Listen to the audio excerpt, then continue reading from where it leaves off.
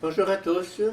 Je continue à vous partager des extraits du livre du cardinal Ouellette, Mystères et sacrements de l'amour. La fécondité du mariage et la fécondité trinitaire. Le mariage entre deux baptisés est l'un des 7 sacrements de la Nouvelle Alliance, car par le baptême, l'homme et la femme sont définitivement insérés dans la nouvelle et éternelle alliance, alliance nuptiale du Christ avec l'Église, Familiaris Consortio 13.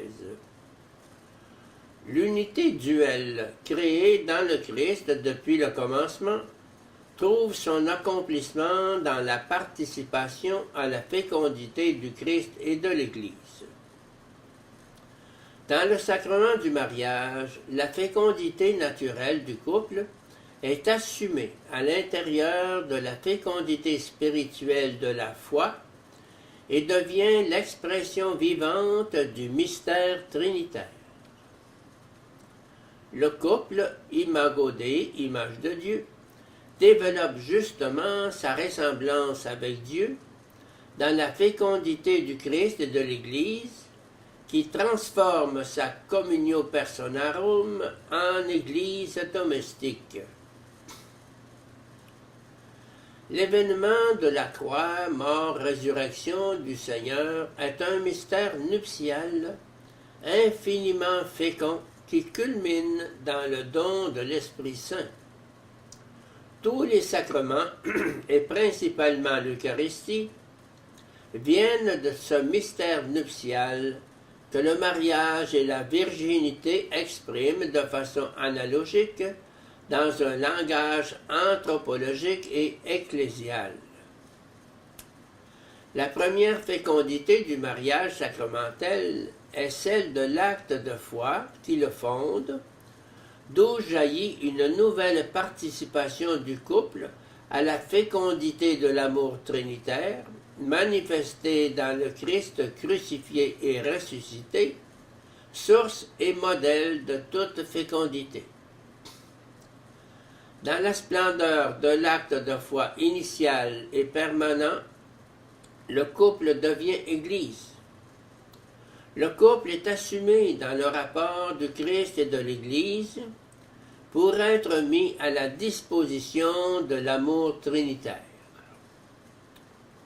Au don que le couple fait de lui-même au Christ dans la célébration sacramentelle, correspond un contre-don de l'Esprit Saint, 1 Corinthiens 7, qui transforme leur communauté de vie et d'amour en temple et icône de la Trinité. Le Christ demeure avec eux en bénissant leur vie conjugale et familiale, avec le don eucharistique de la communion trinitaire, prélude au don excellent des fils, ou au don d'une fécondité spirituelle lorsque le couple ne peut avoir d'enfant. Outre l'aide ponctuelle, la guérison des blessures et le perfectionnement de leur amour, le Christ intègre la donation et la communion des époux à l'intérieur de sa donation sponsale pour l'Église. Ce don ultime pousse le couple et la famille à ne pas vivre pour eux-mêmes, mais pour le Christ et l'Église, pour le Christ et l'Église, selon la grâce reçue et la foi maintenue dans leur vocation à la sainteté matrimoniale.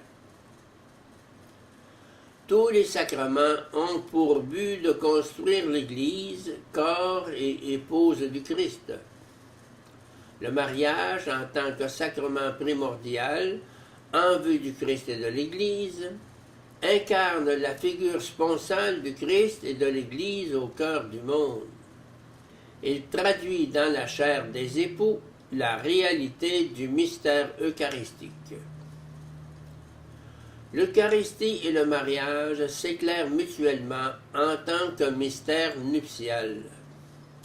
Le sacrement du mariage reçoit et porte la grâce nuptiale de l'Eucharistie au cœur de la famille, l'Église domestique est envoyée dans le monde.